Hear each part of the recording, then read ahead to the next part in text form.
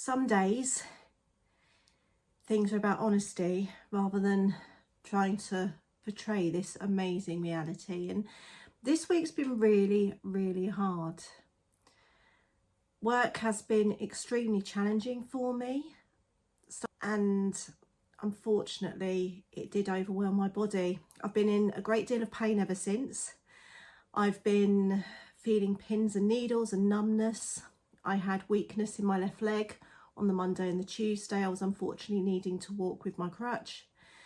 But over a number of days of going to bed very, very early, I'm talking one night I went to bed at 5:30 and then got up again at 8 for an hour and then went back to bed and slept the whole night. But I'm feeling recovered-ish. I'm walking, I'm not shaking, the sun's out, I've got my makeup on, and I'm going to head down to Mossy Grove Gardens to do some mulching. I'm not sure how much I'm going to get done. I'm not sure if I'm actually going to get there and do anything at all, if I'm honest. But just sometimes being with the land, being with the plants, being in that green surroundings and away from the chaos of the week, just hearing the sort of road noise in the background, that white noise, can be really therapeutic. And at the end of the day, if I don't get an awful lot done today, that's okay. That's okay. I'm just going to make the most of the land, the most of being in my surroundings, and enjoy that sun as it's coming through. Hopefully it won't be so windy this time, but let's see. Definitely taking a nice tea with me as well.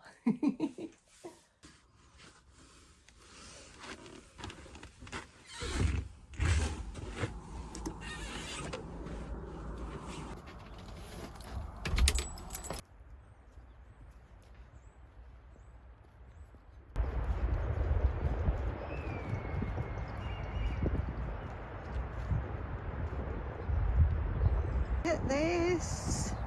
See, it's all recovering really well. It's starting to come up. What the heck? I think this is a very confused piece of rhubarb.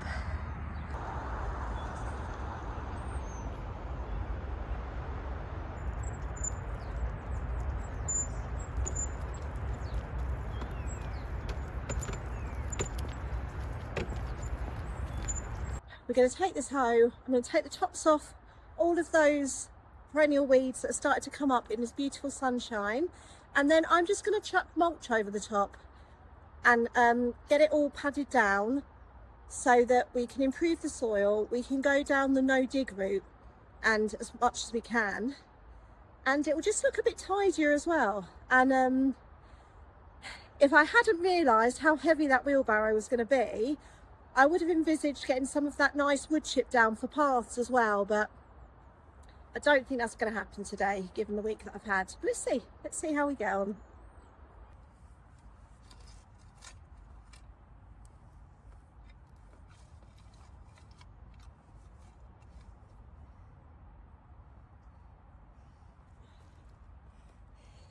Look at all this wonderful white mushroomy mycelium in here.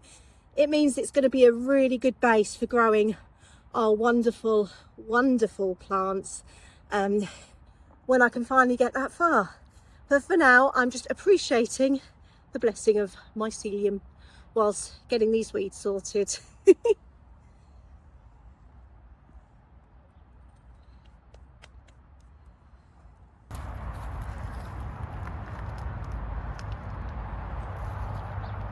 And away she goes. Use the hoe to just drag it out, I think, for now, and then I can get a rake and get it all over where I want it to be. Happy days.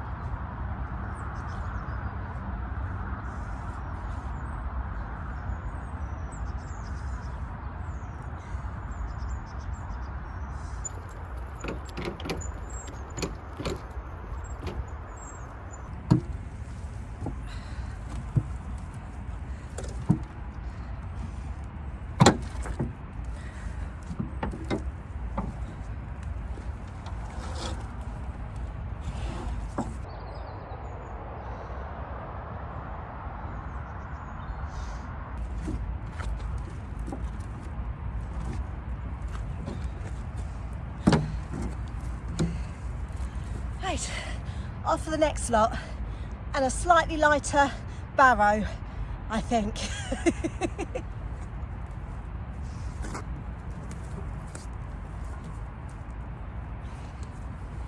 Wish me luck.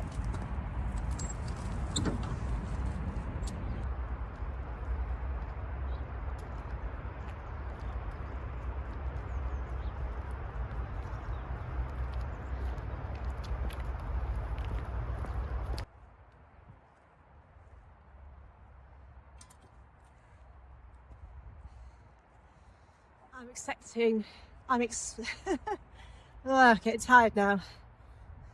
I'm accepting that weeds are going to be a resident on this allotment, and I'm going to have to learn to live with it, because until we've got the no dig thing really in place, they are just going to keep coming up, and we're just going to have to keep pulling.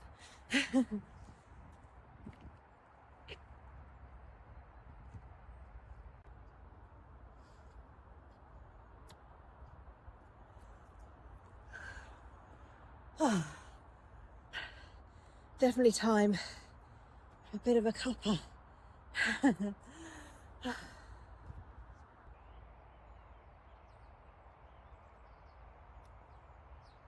It's still warm as well. You've heard me mention, oh God, look at the state of my hair. Crikey. So you've heard me mention about FND before, and you may or may not remember, if you have or haven't seen the first video, that is one of my health diagnoses, my health challenges. Lots of people don't know what it is. Just because science hasn't proven where it's come from does not mean it has been disproven as existing. In fact, at the beginning, when the numbness and the tingling and the pins and needles began, and I started to get numbness and not be able to feel my feet properly and my legs, I was actually taken into resus, and I was monitored, and I was told by a consultant that they weren't sure if this was actually rising paralysis. They were assuming it was, and they weren't sure if it was going to actually reach my lungs and my heart, and if I was actually going to stop breathing. So they were prepared to resuscitate me. It was a very frightening experience. And I had MRIs, CAT scans, lumbar puncture. They ruled absolutely everything they could think of out. I had my bloods done. I had a ultrasound of my heart. I had so many different tests. At one point, towards the end of my stay at the hospital, I had a nerve conduction test, which is not very pleasant. They stick needles in your skin and they send electric shocks into your body through your skin, and then monitor if those signals reach the brain or not, which they did, which showed my actual nerves themselves were intact and operating. Yet after that stimulation had happened, I began to get some sensation back in my skin and in my feet.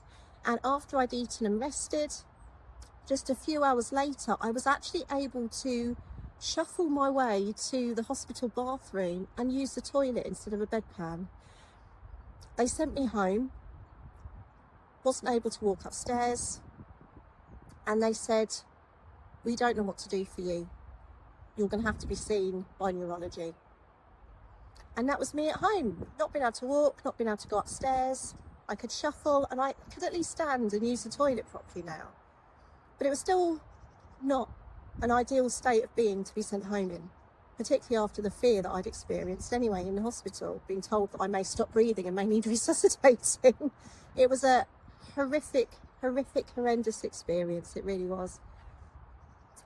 A whole year later, I finally had my neurology appointment through, and in that time I had got myself back walking. I'd made the connection because of my past history and learning of how the body works. I made the connection with that stimulation of the nerves and the brain and getting that improvement that had happened after the nerve conduction testing. So I started on my own regime of herbs and nutrition to really nourish the nervous system, whilst at the same time doing lots of stimulating activities. So alternating between hot and cold, with the shower on my feet, hot, cold, hot, cold, hot, cold, to really get it stimulated. I was using roller on the bottom of my feet. I was tapping my skin on my legs, anything I could do to get a sensation through the legs and up into my brain. And through doing that over a period of time, together with things like B vitamins, magnesium, calcium, and herbs that really nourish the nervous system, like lemon balm, for example, and adaptogenics as well. Bit of a regime.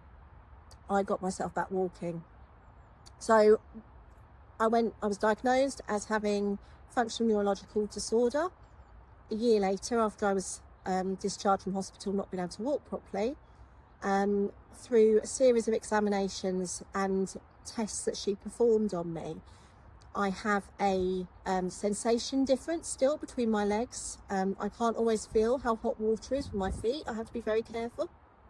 Getting in a bath, for example.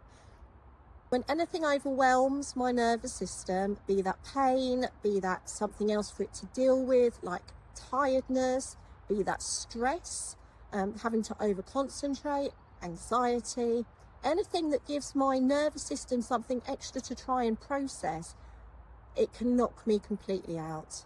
So I will slur my words, I won't be able to speak. I get numbness and tingling all over my body, followed by a deep pain, like a deep ache that no amount of painkillers or massage can quite reach. It's almost like too deep in the core of my body to be reached. It's a very, very deep, aching, significant pain. And I do need to walk with a crutch. And because of that left-sided weakness, I feel very off balance. I get vertigo a lot. I feel like I'm going to fall over to the left. And it can come on very, very suddenly. FND is a dysfunction of the nervous system where, although all the nerves themselves are active and working, and the brain in itself is active and working, for some reason, the brain decides not to transmit those signals correctly through the nervous system. And this results in things like movement disorders.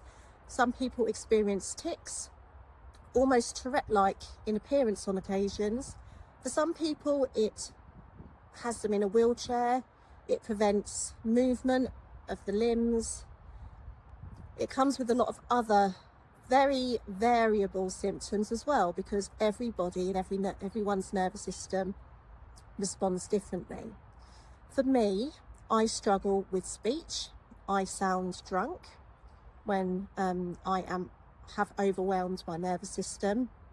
I suffer with left-sided weakness, particularly in my leg, whenever I have anything else for my body and brain to cope with, be that a cold or a flu, be that overdoing it and being particularly tired, or be that my hormones and my cycle and the pain that my body then also has to deal with. This results in me needing to walk with a crutch. And in fact, when I was first diagnosed, a year before I was actually diagnosed, when I first suffered the symptoms of FND and was taken into hospital, I actually couldn't walk. I lost the ability to lift my legs. It was like a puppet, if you can imagine a puppet's strings. The strings from my thighs or from my quads had been cut. That was exactly what it was like. I could push my leg forward, but I could not lift it upwards. So I was shuffling my feet along. My legs were straight. I was off balance. I was hanging on to walls because I felt like I was going to drop. It was a very frightening experience. I'm having to learn to manage the circumstances that I found bring that on. I can't necessarily change the way my nervous system responds.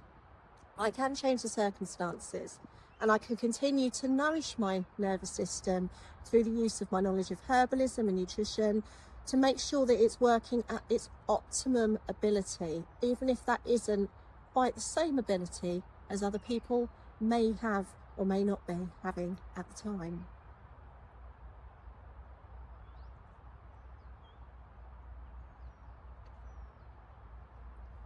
It's one of the reasons why this is such a huge project for me to undertake.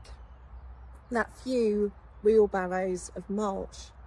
Somebody might think you've only done a couple. They might spend an afternoon going up and down with wheelbarrows and mulching. But for me, that has been such a challenge, and that's okay. I've been blessed with a plot that has been well worked to begin with, and at the end of the day, if I only have half of it weed free and the other half looks like a bit of a jungle for a while, I can live with that. This isn't going to be a perfect run. This isn't going to be something out of a magazine, and it's certainly not going to be completely feeding me and my family in the next year. It's going to take me a long time, and like everything in life, I've learned that it's going to take me a lot longer to practically do than I think it's going to. Be that thinking and writing, editing YouTube videos, or be that something physical like mulching and weeding. What I think is going to take me an hour is probably going to take me 3 days. It is what it is. It's probably going to take me 3 days. It is what it is.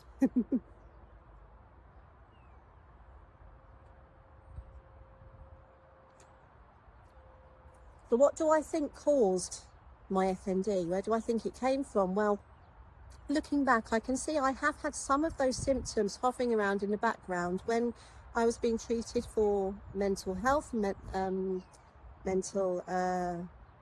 illness, mental ill health. I remember trying to explain to the psychiatrist and the psychologist some of the symptoms I was experiencing, and they were very much physical. I remember having a conversation saying I absolutely felt fine in myself, felt fine. My mood was stable, my attitude was in the right place, but I was struggling with the physical effects. They couldn't get it. They didn't understand it. And I see now that some of those symptoms were in fact FND that had not yet been understood or come fully to the surface. FND in a lot of cases is believed to be triggered by trauma, although nobody knows for sure what actually causes it. This is why it's such a hard condition to understand and to treat. The only way of dealing with FND is trying to find what your own root cause is, and with science so far behind the times on this, that's not possible for everybody. So the theory of trauma is a really important one, and for a lot of people it does seem to fit, but not for everybody. Because of this, the treatment pathways often involve things like counselling and therapy, things that have been traditionally very much in the mental health world. So the fact that you have neurology declaring this to be a neurological condition, that is a neurological condition of inclusion, not exclusion. So not a case of ruled everything else out, so it must be FND. There's got to be positive traits and positive signs to be diagnosed by a neurologist with FND. Yet the treatment is sat in the mental health field. This has caused a lot of problems for people trying to access clinical pathways for support and treatments, because you have neurology saying there's nothing we can do. We have mental health a lot of the time saying you're not eligible for this program because it's a neurological condition. You're not eligible for physiotherapy, for example. That was a barrier I had. I wasn't eligible for physiotherapy because they weren't allowed to work with people with neurological conditions, only musculoskeletal conditions. But I needed my muscles building up. That's what I needed, and I couldn't access that. Only time will tell what's going to happen in the coming years with FND. We are hearing more of it. We're seeing more of it on platforms such as YouTube, but we're often seeing the more movement dramatic side of FND. We're seeing very visual demonstrations of it. We're seeing people with tics and walking with fun, kicking their legs and arms out, and that's not the case for everyone. That is a case, sadly, for some people, but not for everyone. For many, myself included, some of the hardest symptoms to overcome and live with are the invisible symptoms. It is the inability to find your words, it's the brain fog, it's the frustration at something that should only take half an hour to do, taking you a week. It's feeling like you're trapped in the body of an 80-year-old when your attitude and your inner soul is still in its 30s. It's not knowing where you sit. Are you physically ill? Are you mentally ill? Nobody can tell you. And quite frankly, not many people genuinely care enough to be bothered to.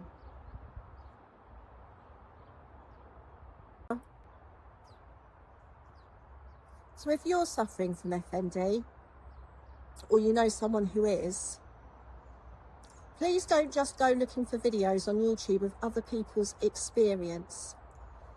Someone with FND, their experience of it is going to be entirely different from another person, because the nervous system is responding in a very individual way.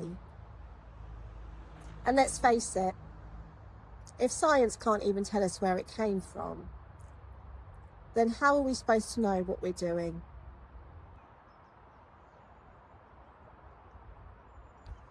It took me years to come to terms with the fact that I was not the person I was previously.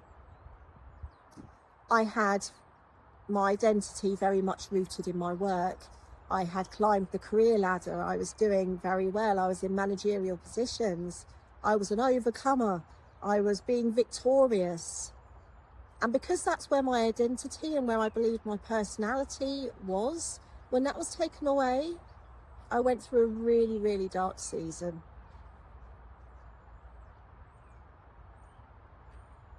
My whole world changed around me. Everything felt unstable. Everything felt rocked. It felt like I was in a film of somebody else's life, and I didn't know how to find my way back to real reality again. But in time, when I let go of trying to catch up with the old me, trying to get her back, I began to heal, and I began to understand who the new me was, who the real me at the core of me was, not the work me, not the ego me, not the socially acceptable me, just the me as a human being. And I can't say I'm there yet, but what I can say is that I recognise that my kindness, my desire to help and serve others, that is who I am at my very core. When everything else is rocked and all else is taken away, even when it's buried under a lot of bitterness or depression or anxiety, it's still there. As is my love of plants, my love of God's creation, his expression to mankind of who he is. That's something else that never left. It's always been there. And it always will be. Another reason why I'm so grateful for this spot.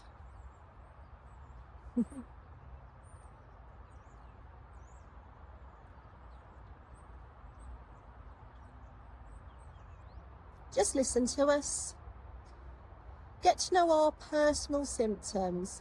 Don't go necessarily reading all the articles about research, because there's not enough out there yet. Just understand what our individual challenges are and be there to support us to overcome those.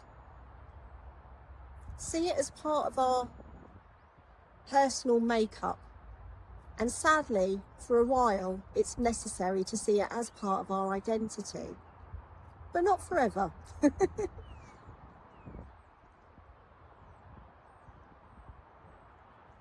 it is.